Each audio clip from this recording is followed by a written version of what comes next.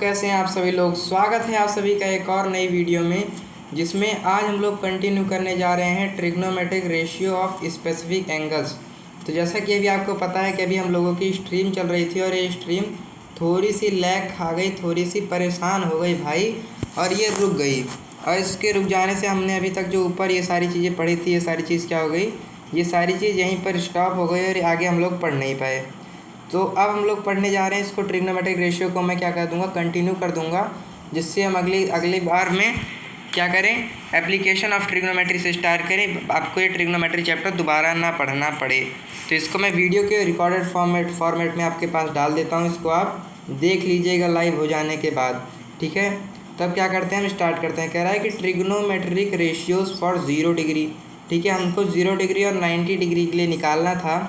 इसमें कह रहा है trigonometric ratio for 0 degree. 0 degree के लिए जो आपके ट्रिग्नोमेट्रिक रेशियो है, उसको आप लोगों को क्या करना है, उसको आप लोगों को निकाल सा लेना है। इसको निकालने के लिए आपको क्या दिया है, कह रहा है कि आपको प्रूफ के लिए हल्का सा हिंट दिया है कि अगर आपके पास एक राइट एंगल ट्रायंगल है, आपके पास एक राइट एंगल ट्रायंगल है, तो इस राइट एंगल ट्रायंगल कौन सा है, क्या नाम देंगे इसको आप, ABC ही तो देंगे। और इसमें आप देखते हैं कि B 90 डिग्री है।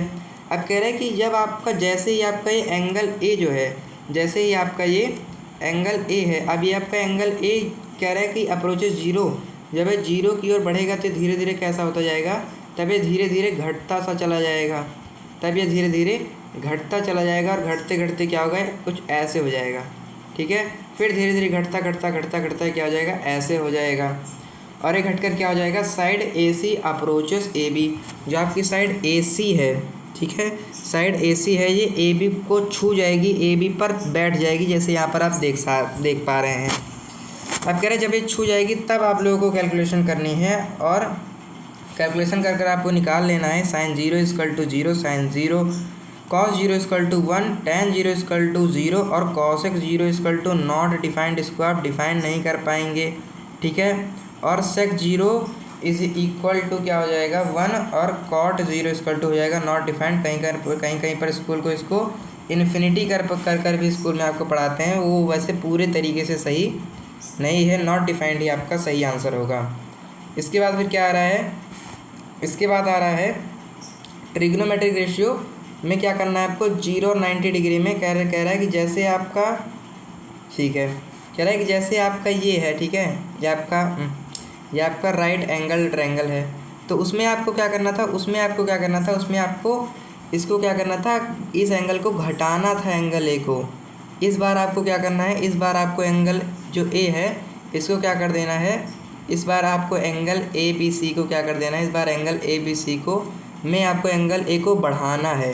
अब इसको बढ़ाते बढ़ाते आपको कहाँ ले जाना है, इसको बढ़ाते बढ़ाते आपको 90 डिग्री पर ले जाना है। कह रहा है कि जब ये 90 डिग्री पर पहुँचेगा तब क्या हो जाएगा, तब आपका जो AB है, जो आपकी साइड AB है, ये कहाँ पर हो जाएगी, ये 0 डिग्री हो जाएगी। कैसे, जैसे जैसे ये बढ़ता जाएगा वैसे वैसे आपकी साइड भी तो छोटी होती जाएगी, ठीक है। जैसे जैसे ये डिग्री ये बढ़ता चला जाएगा वैसे वैसे, हाँ, जैसे जैसे ये आगे बढ़ता जाएगा वैसे वैसे क्या होगा, ये जो है ये 90 डिग्री पर पहुंचने के लिए एकदम से ऐसे खड़ा हो जाएगा, और ये आपका ऐसे हो जाएगा, तब ये आपका 90 डिग्री बन पाएगा एंगल A, ठीक है।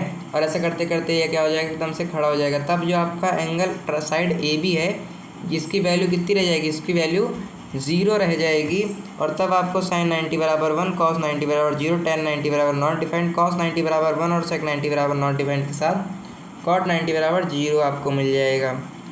अब इसको फालतू की चीज़ को आपको देखना है, लेकिन साथ साथ आपको क्या करना है, साथ साथ आपको standard value of trigonometric ratio यानी इसकी टेबल को देखकर आपको याद कर लेना है, और इसकी टेबल को आपको यहाँ से उठाना है, इसको क्या करना है, इसको पूरा छापना है, और छाप कर आपको अपनी टेबल के सामने चिपका लेना है, और आपको याद हो जाएगा। अब इसको वैसे याद करने के लिए क्या करना है, आपको जो क्या करना है, मैं आपको इसे ट्रिक्स ही बता देता हूँ। आपको क्या देख सकते हैं यहाँ पर कि ये जो आपका एंगल A है, मतलब हर जगह एंगल A आपका है, ये हर डिग्री पर कैसा रहेगा, साइन A की डिग्री को आपको याद कर लेना है, ठीक है, इसको आपको याद कर लेना है। अब आप देख पा रहे होंगे कि आपका ये वाला जो टोटल सेगमेंट है, इसी का क्या है, इसी का यहाँ पर हॉरिजेंटली अपोजिट कर दिए, इसको हॉरिजॉन्टल से अपोजिट कर दिए हैं, जो इसको ऐसे पलट के इधर ले आए हैं और इसको पलट कर ऐसे उधर लेकर चले गए हैं। कुछ नहीं समझ में आया? नंबर्स को देखिए समझ में आएगा। ये जो 1 है इसको आपको पलटे थे यहाँ आ गया, √3/2 पलट कर यहाँ आ गया, ठीक है। √2 आपका पलट के यहाँ आ गया, 1 वाला पलट के यहाँ चला गया और 0 पलट के वहाँ चला गया। मतलब ये हॉरिजॉन्टली अपोजिट हो गया, हॉरिजॉन्टली पलट गया।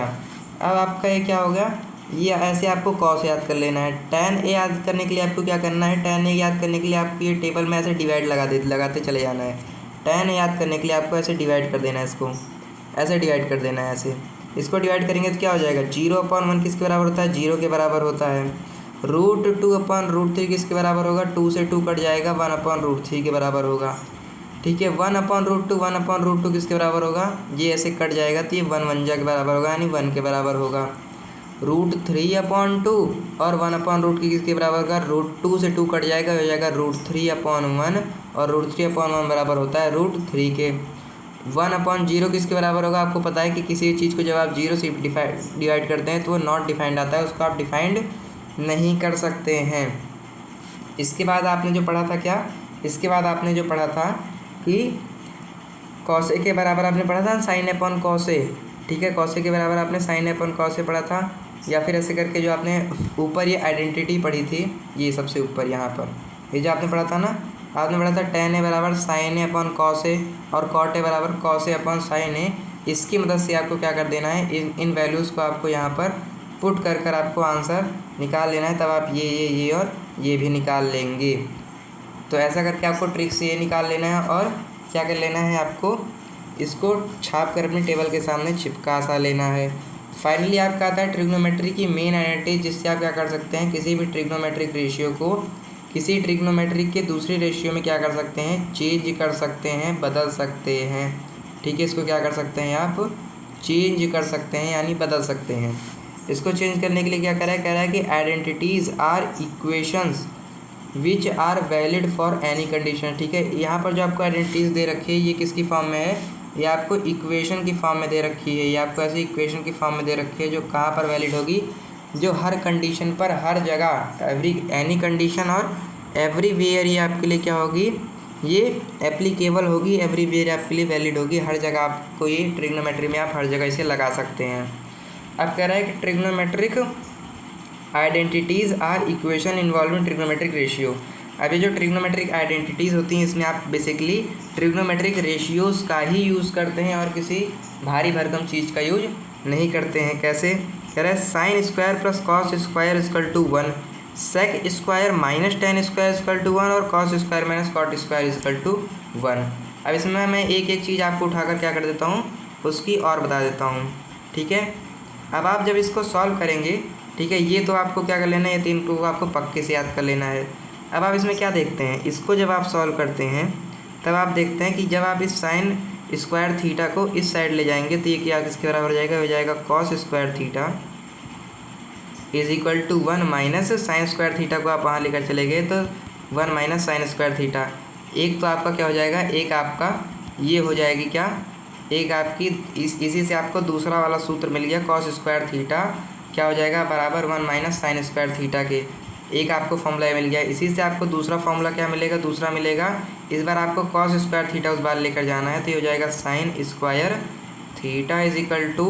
1 - इस बार cos² ले जाएंगे तो ये हो जाएगा cos²। ऐसे करके आपको एक सूत्र से एक्स्ट्रा 2 सूत्र मिल जाएंगे। इसके बाद मिलेगा आपको sec² - tan² = 1, ठीक है। अब इस sec² - tan² = 1 इसको आप कैसे सॉल्व करेंगे।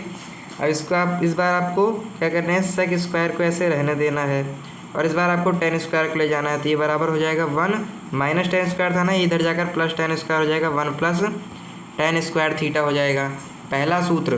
दूसरा आपको यहाँ से क्या मिल जाएगा, दूसरा आपको मिल जाएगा, इस बार आपको sec ले जाना रहेगा, तो ये हो जाएगा tan² = 1 - sec²। यहाँ से भी आपको क्या मिल गया, पहला और दूसरा 2 एक्स्ट्रा फॉर्मूलेज मैंने आपको दे दिए।